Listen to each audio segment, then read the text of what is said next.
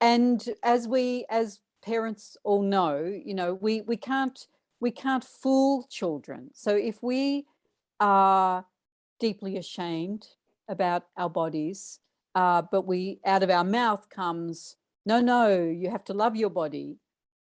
There's a disconnect, and they pick that up, whether they know it intellectually or not. But it becomes something that they know. So we can't suddenly, if we have had a difficult relationship with our period or our menstrual cycle or our fertility or our body, and experiences of shame, experiences of feeling disconnected from our body, but also other people, we can't suddenly pretend that that's not the case. So I think that it starts with how we are with our own body. And I'm imagining those that have found your work, Blanca, and who are listening to this are on a journey to start to heal that relationship in a very real and authentic way. So I think that's really important. So to think through, how did I come to understand my period like this, and whether they're perimenopausal or going through menopause, at any point while we're still alive, we can start to transform our relationship. Hello, my dear ladies. Welcome to the Wounds to Wings Summit. As you know, my name is Blanca Vergara, and today we welcome my dear friend, Jane Bennett. I met Jane when I was pregnant on my daughter, and this is a big deal because, yes, of course, we're talking about women and the feminine, but today we're going to talk about especially this relationship with our daughters. So let me tell you a little bit of how wonderful Jane is. Jane is a menstrual educator and author. In 2000, she created the Celebration Day for Girls, a positive period preparation program for 10 to 12 years old girls with their moms, now available in over 20 countries. In over 20 countries. She's a big creator. Jen is the author of A Blessing Not a Course and Girltopia, a world of real conversations for real girls, and the co-author of About Bloody Time, the menstrual revolution. We have to have the pill. Are you sure? Is it for you? The complete guide to Optimum Conception, the natural fertility management conception kit, and woman wise conversation cards. In 2017, Jane co-founded the Chalice Foundation, a not-for-profit social enterprise dedicated for menstrual well-being, education, and positive menstrual culture. Jane Bennett, so delighted to have you with us. You talk about positive menstrual culture, but how did you get there?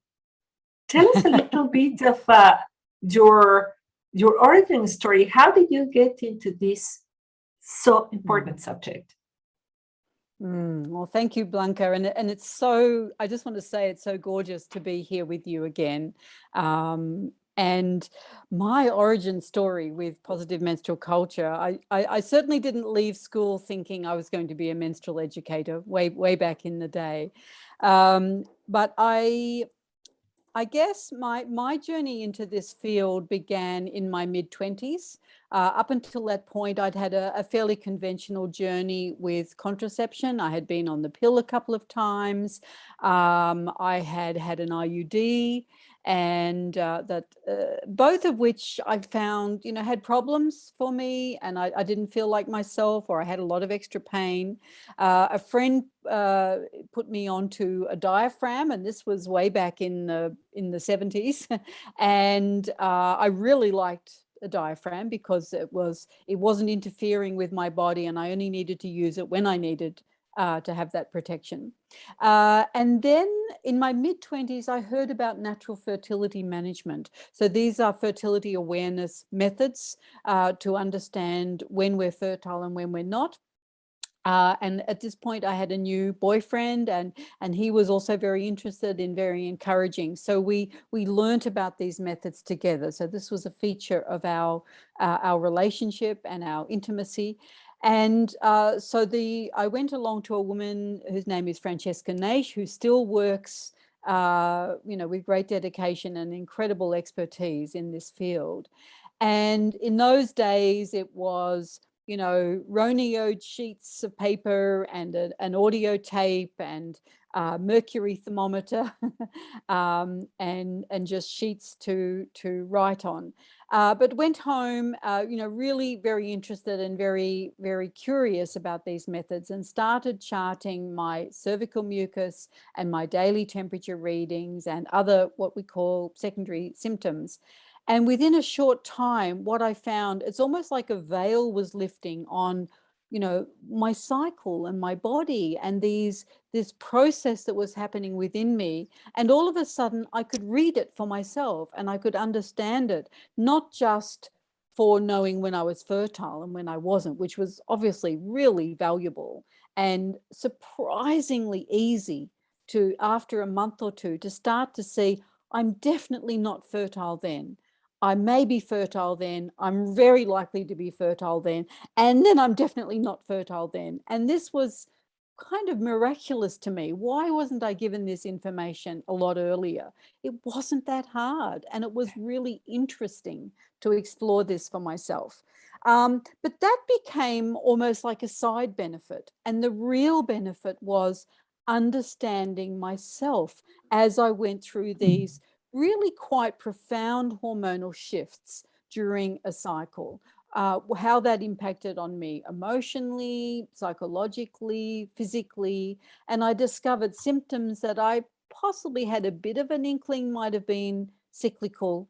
But because I got very clear about this is what happens on day 26, this is what happens on day 10, et cetera, it really gave me a lot of power as to how I regulate my life, how I can help myself with those symptoms, if they were difficult, if some of them were uncomfortable. So I could really look after myself. It gave me a whole other.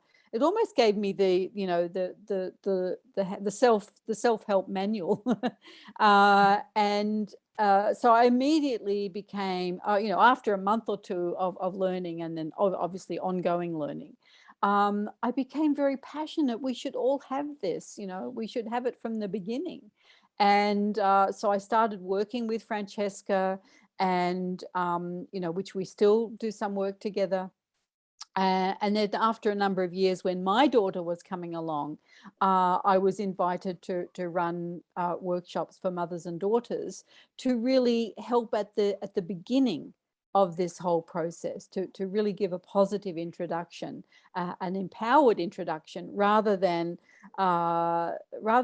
us be left with a sense of shame and a sense of isolation, and exactly, We don't talk about that we can't talk about it. Exactly. Yeah. So that's where I started the Celebration Day for Girls program, which is still going strong.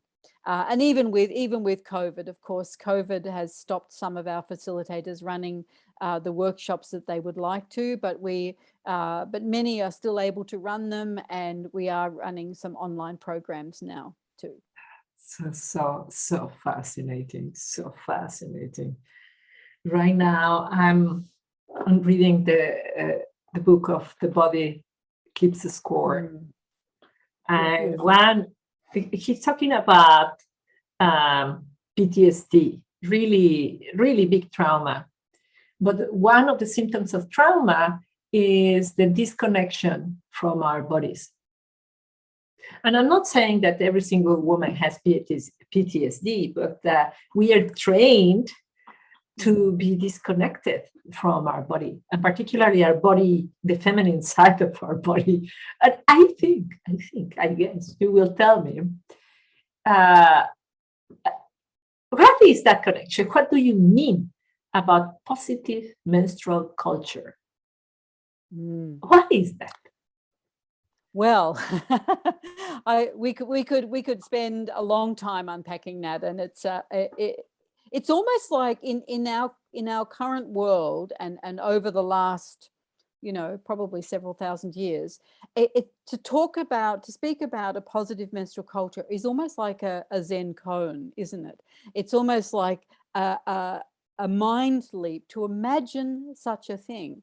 And for me, what I mean by that is that rather than seeing menstruation and the menstrual cycle as an annoying inconvenience, and certainly, I totally acknowledge that periods can be challenging and in different ways for different women and different girls.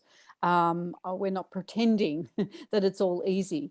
But because we treat it as it's just mainly mess and fuss, and it's only useful when we want to conceive, so we basically in most instances, this is how we teach it. If we think about how we teach about the menstrual cycle in schools, mostly, and of course we're speaking to women, in many different countries, I'm sure, but mostly how it's taught, if it's taught at all, it's hooked around the reproductive cycle, the this is how conception happens, this is how pregnancy happens, this is how birth happens.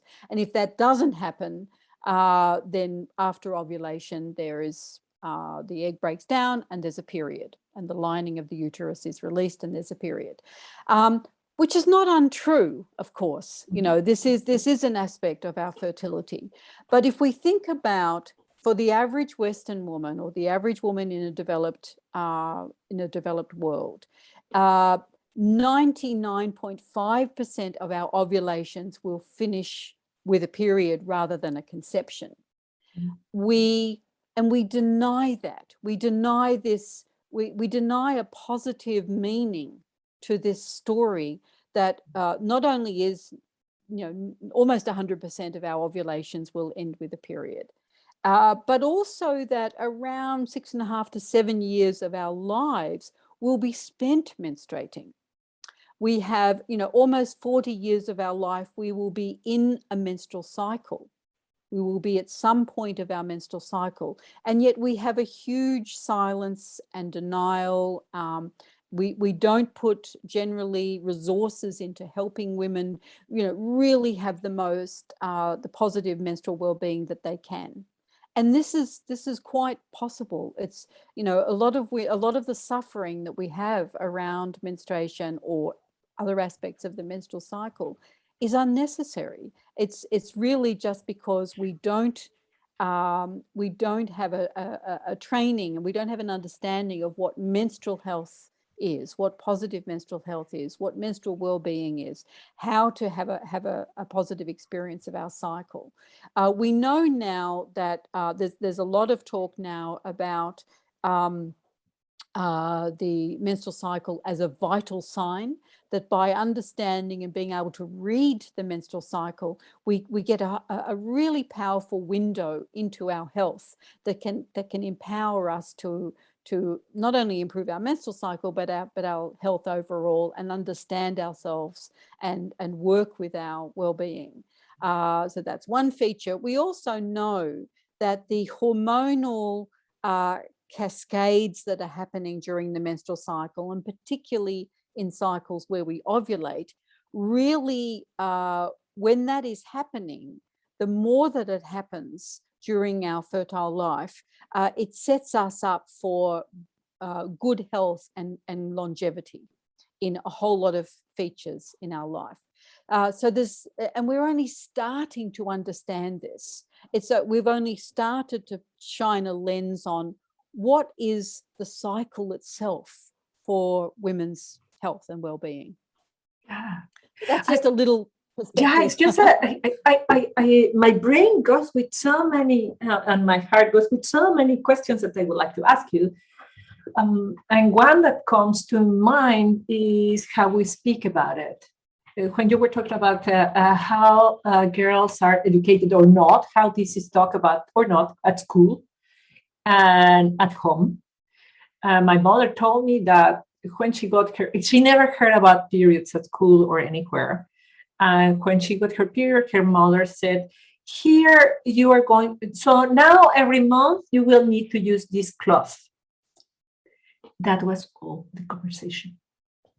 And later in life, my mother didn't have any sexual education. One day we had a tremendous argument, my mother and I, because she thought that a pair of panties that I bought were condoms.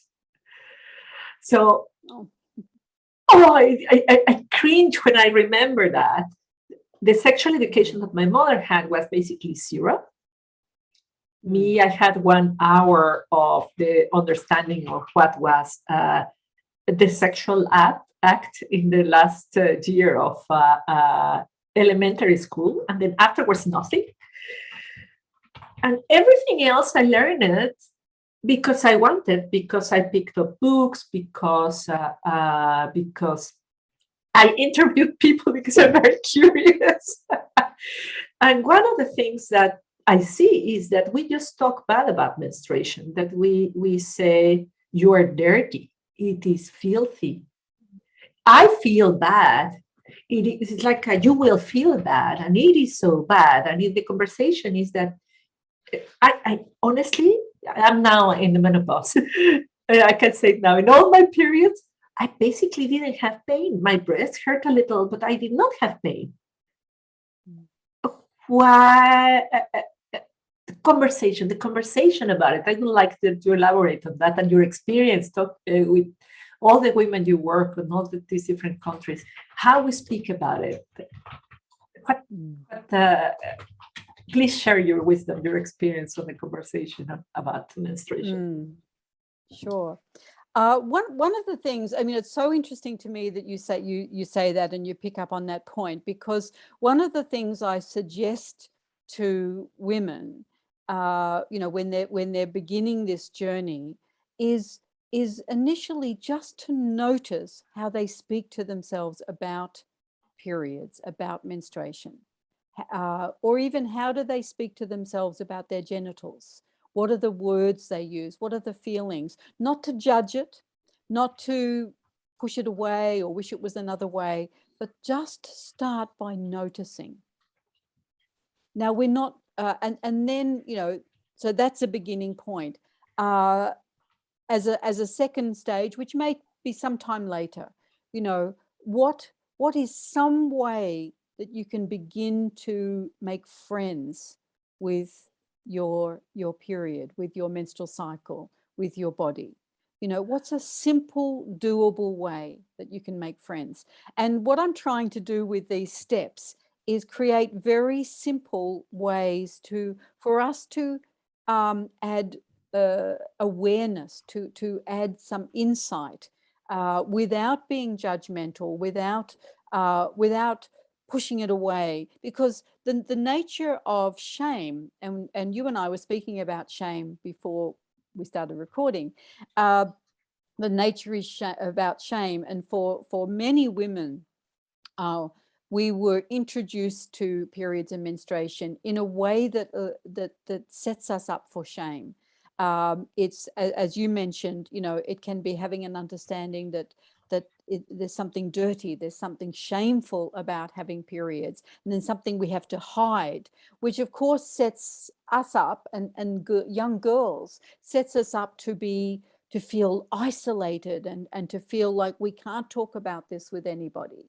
And suddenly, we're spending half our time, when we should be focusing on our schoolwork, we're spending half our time, am I leaking? Am I bleeding? Has my period come? Have I got a pad? So on and so forth. When, as we know intellectually, this is a natural process. It's a healthy process. Yeah. So what has gone wrong that we are still in many places, and that girls are still learning that this is shameful. I'll just mention something about some research that we did recently in Melbourne, or in Victoria, and this was research toward the book About Bloody Time that you mentioned. This was done by the Victorian Women's Trust, which has a website people can look this up. So it's vwt.org.au. They can look up more about this research. So what we found is that we had online surveys, and we also had in-person conversation groups. So we went to 7 different schools for these conversation groups. So they were really diverse. There were inner city schools, regional schools, Christian schools, a Jewish school, public schools, an alternative school. So you can imagine, quite a range of schools. In all of those schools, except for one, the girls were even in a very beautifully held, secure private space with an experienced facilitator, they were still really reluctant to speak with each other about the experience of menstruating. They didn't feel safe. They didn't feel comfortable. They also filled out written surveys, and they said, and in each of those 6 schools, there was teasing, there was bullying. They tried to hide any sign of having their period, because that information would be used to tease or bully. And this is in the last few years. It's not that long ago. And mostly, while they were aware of what bullying was, because of the nature of the shame about periods, they didn't want to share that this was happening. Yeah. So they would deal with it in a very isolated way. One of the things that they most wanted was silent pad wrappers, so that the girl in the next cubicle wouldn't know. The girl who also got her period, I might add, wouldn't know that she had her period. I mean, to me, we just need to pause and notice that and take that in. What are we doing, or what are we not doing, that this is still the case? Now, I'm not saying this is true in every school, and I do want to talk about the exception in a moment. But it was happening in surprising places. And it wasn't every single girl in those groups. There were some girls that were clearly more articulate and more willing and able to speak, but it was certainly the majority. Now, I do need to add that I wasn't part of those conversation groups, but I've certainly been part of looking at that research and what actually happened in those groups. Now, there was one exception. So there was a school that had quite a different culture. And so the girls in that group were very comfortable speaking openly about periods with each other. There was one girl in the class, and this was year 8, so they were about 13. So they did all have their period in this particular group. And there was one girl who had some very painful periods. And as a class, when she was at school and her period was painful, they would help her. So someone might get a hot water bottle, someone might also get a rug or a herb tea for her, and help make her comfortable. The other thing about this particular class is that they were also completely comfortable talking about periods in front of boys. So if someone needed a pad, has anyone got a pad? I need one. It wasn't all secret. It was also something that the boys were familiar with and comfortable with. And so therefore there was no teasing in this school. So why was this so? What's the difference in this particular school? There was this school, at that point, for the previous 13 years, had a program once a year for the year 5 girls with their mothers. So this actually happened to be Celebration Day for Girls. So they had this one-day program that really explored in a very fun way, a very positive way, also informative. But there was creativity and craft and stories, as well as information about very practical aspects of having periods and the biological aspects, and support and bonding with the mothers too. So you can see quite a broad range of activities in this course. So this happened several years before, but because it had been happening every year for quite some time, it had shifted the culture in the whole community, so that, you know, the teachers were more comfortable, the parents were more comfortable, and the girls and boys were more comfortable. The students were more comfortable. And this made a difference. It made a profound difference. And of course, it's not just this little tucked away part of your life. It made a difference for how the girls felt about their bodies, how they felt about themselves, their confidence. They didn't feel a need to be anxious or worried. You know, I mean, no one likes to leak on their clothes. That's not fun. But they weren't stressed about it. It wasn't it was just something, if it happened, and you dealt with it. So there's quite a difference between that or feeling like you want the earth to open up and swallow you because you feel so ashamed. You know, they're very different things. So that just gives you a little illustration. I find it huge what you just talked, huge, because when you are ashamed at that formative period of your life, how you are going to evolve. But what I love of the story is the hope of this other school, with this consistent. It's almost like building a village, and that everybody holds you. Everybody, you have.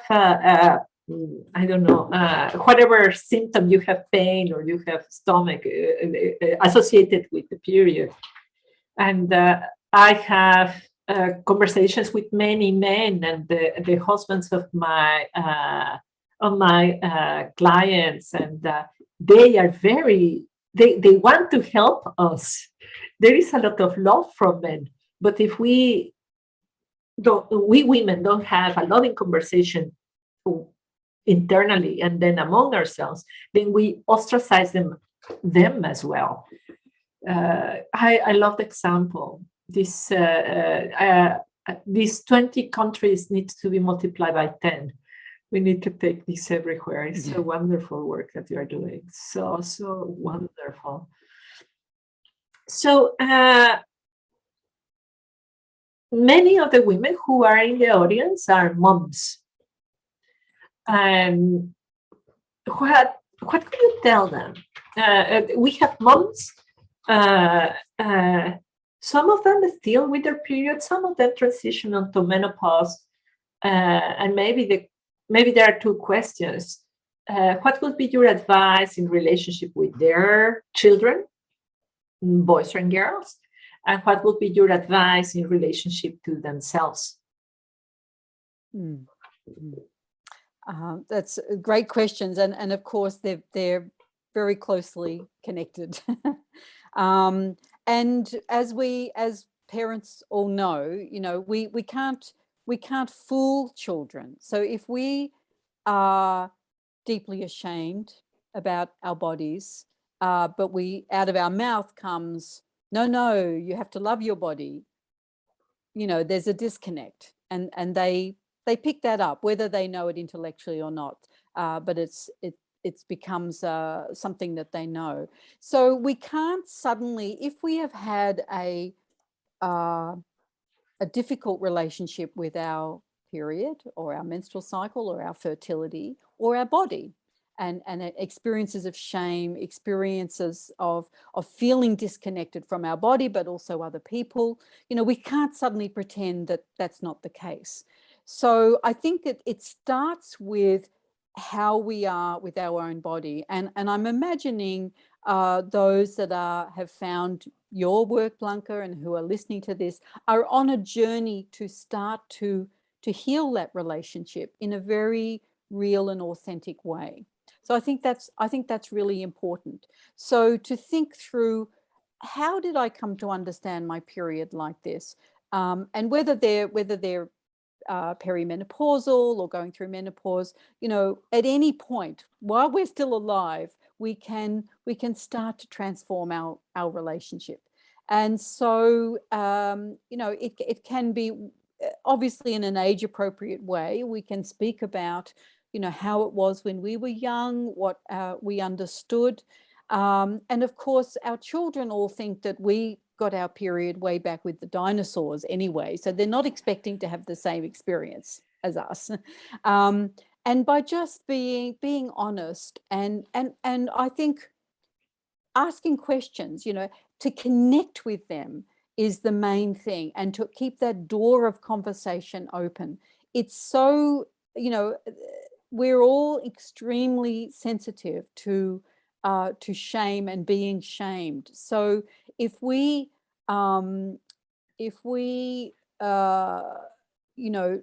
find it difficult to have these conversations and, slam that door shut, our children won't come back with other questions. So, at the same time, we can still be honest about our own discomfort, but do it in a connected way, do it in an emotionally connected way. Part of your question was, how do we help introduce our children in a positive way? I would say, in informal ways, as early as there are conversations, as early on in their lives as there are questions. And really importantly, don't shut the door on boys either. If they have questions, really, it's really important that we honor those. It's important for them to have a healthy understanding of menstruation, for their relationships with sisters, with mothers, with girlfriends at some point, whether they're romantic or just friends, colleagues. As you mentioned earlier, a lot of men that you're working with are really wanting to be able to be supportive.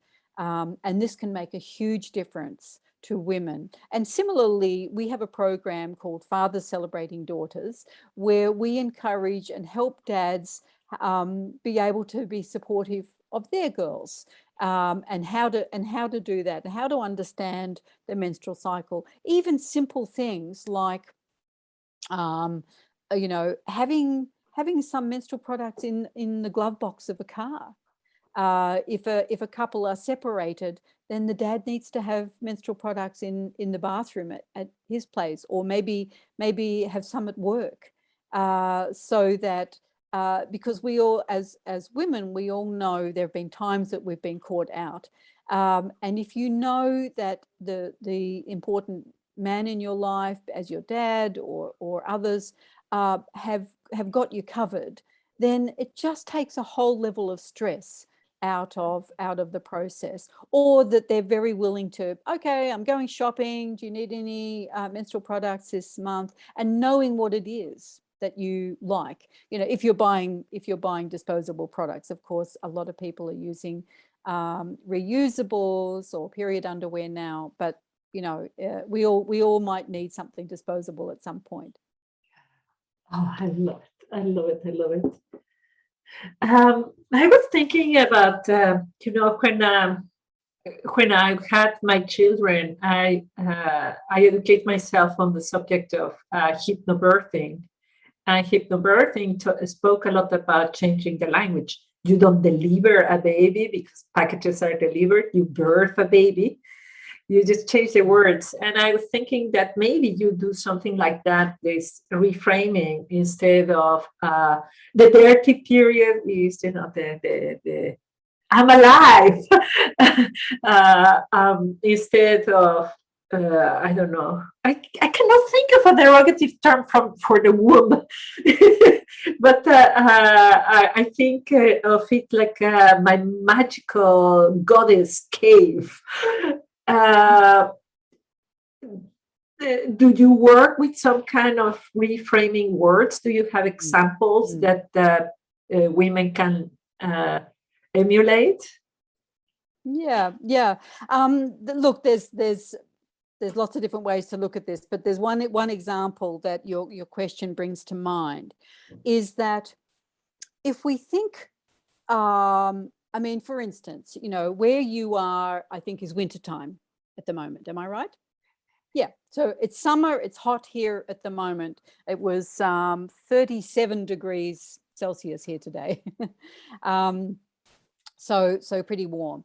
And you may have a favorite season of the year, or you might have something you love about different seasons, and you might have a season that's your least favorite. But at the same time, for everyone that's around you where you live, you're all in the same season at the same time. So you'll all be wearing warm coats outside at the same time, or wearing t-shirts at another time of the year, because you all know that you're in. It's obvious. You don't even have to talk about it. You're in a different season, and you'll wear different clothes. You might have different habits about when you eat, how you sleep. People in a workplace, it'll automatically be doing things differently.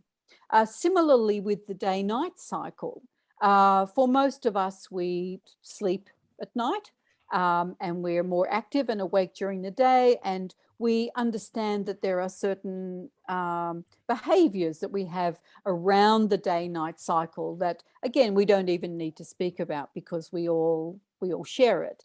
However, with the menstrual cycle, it's happening within our own body, and it's it's impacting us in a different rhythm to the next woman, or not to men. But the important thing to understand is it's at least as profound as being in a seasonal cycle or a day-night cycle, and that by empowering ourselves to give ourselves permission to pay attention to our menstrual cycle. What are my needs at different times? And we can, a lot of women like to use the seasonal metaphors. So seeing the period, the time of menstruation as winter, as the time coming out of menstruation toward ovulation as spring, the week around ovulation as summer, and coming back toward menstruation as autumn, because these stages of the cycle for many of us can have these qualities. So if we think of a classic winter time, we're wanting to sleep more, we might be wanting to soothe ourselves more, we might be hibernating a little bit, be less active. And this can be a great time to release and let go and take care of ourselves in that way. And this is healthy to do, which is the opposite to the time around ovulation, where we're more outward, we're more outgoing, we feel more extrovert. Research has found that we tend to show more skin around ovulation, and we smell differently. Our skin tends to be clearer. A whole lot of things change, as well as mood. And it's not that any of those seasons are better or worse than any of those stages of the menstrual cycle. It's just that they have different qualities. And if we understand those for ourselves and give ourselves, really deeply give ourselves permission to understand that, and to the extent that we're able to shape our lives to suit those different stages, we will certainly not be less creative and productive. We'll probably be more, ultimately.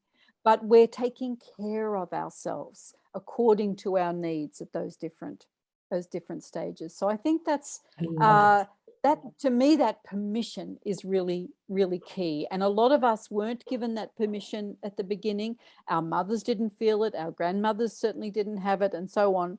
But if we can start to say, yes, I can pay attention to this. I can take care of myself in relation to my menstrual cycle. And of course, this helps us as we go into perimenopause and menopause as well. If we've already learned to give ourselves that permission, we can take care of ourselves through our own attention and understanding of our own body. It's so beautiful. Permission, attention, and understanding. So beautiful. Oh, Jane. I think I can talk with you forever. We're going to start closing the conversation.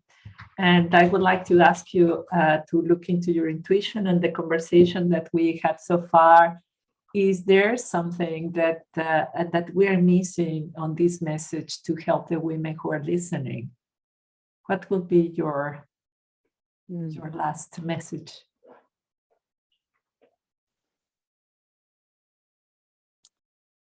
I think my last message is to slow down just a little bit and pay attention and respect what you notice about yourself and your needs and what you need for self-care. So beautiful. Slow down. And possibly this is the message of the period. Slow down. Like in grammar, you said not. It's a period. Slow down. Janet, you're so wise. I am going to put your all your URLs below so that people find you, and you this fantastic workshop for young girls and mothers is over 20 countries, and we hope that people listening to this bring it to more countries, and that they go or become facilitators, they work with you, and at least they become more mindful for themselves. Janet, thank you so much. Thank you so much for your time. Thank you, everybody, for listening. Please share this with everybody, your husband and your sons as well. Everybody needs to know this. Thank you. Thank you very much, everybody. Did you enjoy this? Here is a selection of other videos that I feel you will love. And please don't forget to subscribe, to like, and to share. Love and light.